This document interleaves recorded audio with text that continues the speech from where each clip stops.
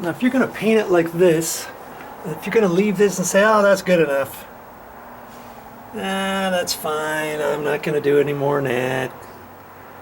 No, spend some extra time and do it right. If you're going to do something, you might as well do it right all the way. Because if there's any mold in certain areas, like here, it's still going to be there, isn't it?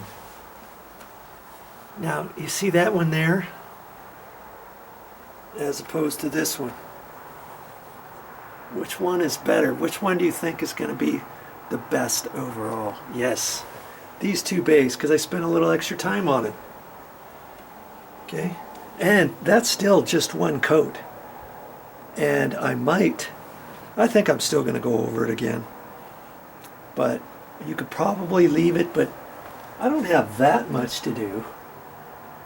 You know, under the stairs, up in that column, and all that.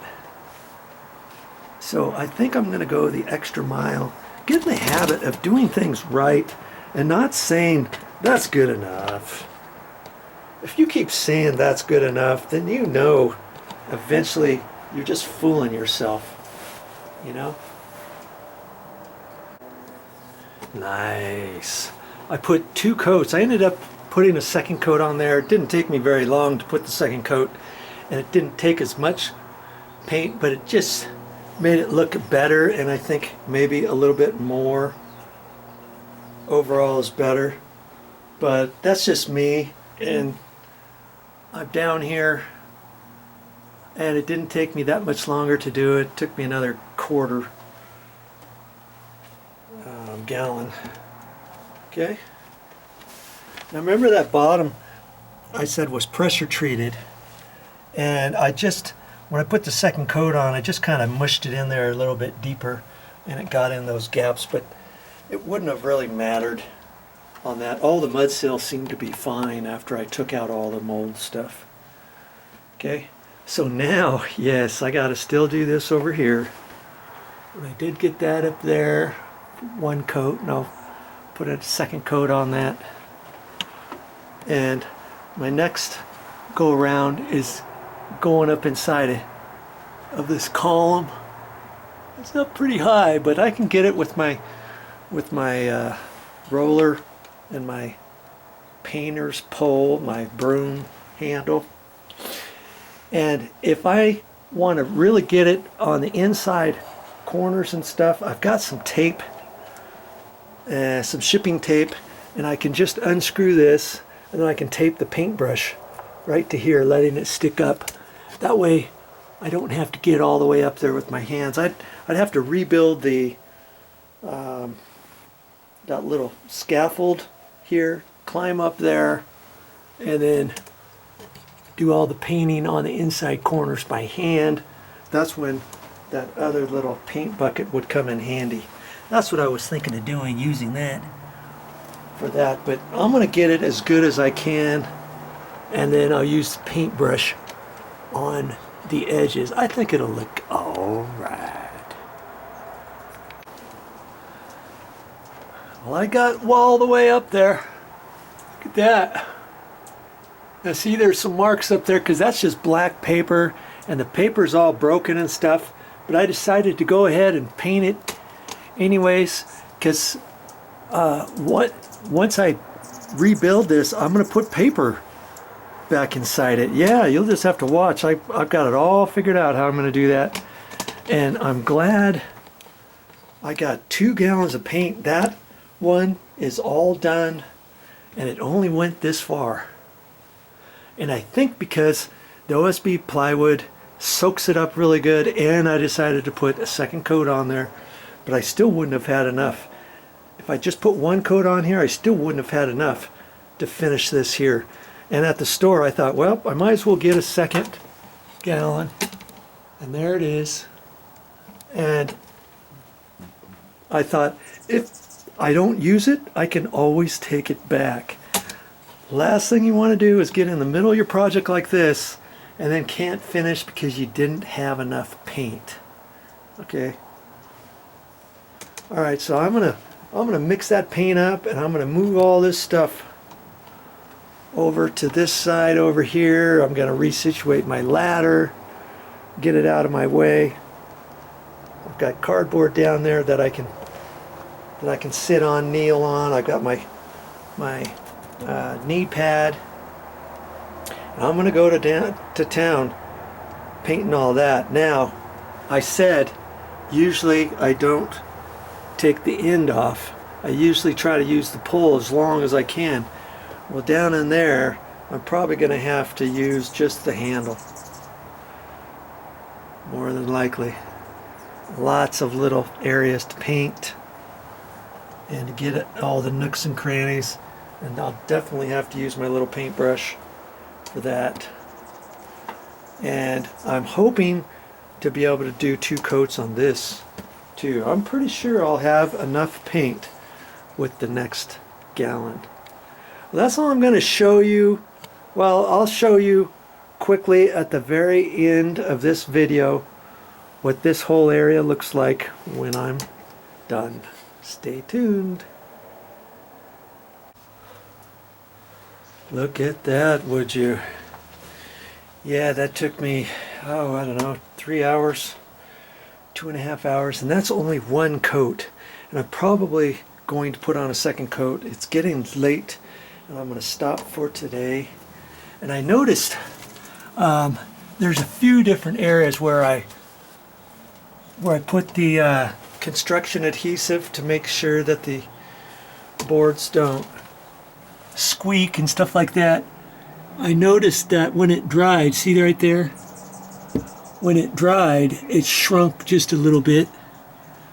And there's a few like that. See, there's another one right there. And I noticed there was some down there, so I'm going to look at that first thing in the morning, and I'm going to caulk it again wherever it needs it, because I want to make sure that that sticks on there. That's going to help keep these stairs strong, and it's also going to keep them from squeaking. So I'm going to do that first thing in the morning, and then I've got about a half gallon left. I got just enough to put a second coat over this whole thing. I'm glad I got 2 gallons, that's for sure. Okay, see you in the morning. Oh, I feel so much better. It's the next day and I'm rip-raring to go again. And I told you I was going to take some liquid nails, some construction adhesive, and put some more up in here. I can see a spot right there. And some of these cracks were pretty deep. And so when liquid nails dries, it has a tendency to kind of shrink on in and suck into the holes and the grooves. And so I'm just gonna kind of look at stuff. I'm gonna go ahead and put some liquid nails construction adhesive in there. This is a crack. This is the 4x12 stair tread, and it's actually a 2x4, 2x4, 2x4, 2x4, 2x4. I don't know why they use that instead of a regular 4x12. See this crack up here? That needs to be caulked right there. And I put the liquid nails on there. It's gonna just be better than caulking. Okay? See? And then down here, look, there's another one there. And I don't even think I did that line. I think I forgot about that line altogether. Down in through there. Okay, so I'm going to spend a few minutes doing that. But I'm going to paint too, so that's why I'm going to do all the caulking again first. And then I'm going to look at this. I'm going to put a second coat on. See how you can see where I put the first coat on? It's not as full body. You can see on here. See the discoloration on here and stuff. It's not full body second coat like I did over here. See, I put 2 coats on here. Doesn't that look good? You know, that's gonna kill anything. I mean, if there's any mold or bacteria or anything left, I'm gonna get it with the paint. And so that's why I'm gonna spend some more time putting a second coat on here. So I can do all the second coat stuff over in here while the caulking dries. In fact, I can do all the painting here, and wherever there's caulking, I can decide not to do that little bit and then run back with the paintbrush afterwards, you know, in whichever areas that I think it needs to dry a little bit further, and then do that last. Okay, and so that's the rest of my project today. I think once I get the caulking and the paint done, I'm going to take a little bit of a break. And even see, this was a 2x6 that I'm going to save. I'm even going to put liquid nails in where these holes are, and that'll help bind and hold this thing together. I might even that's okay there.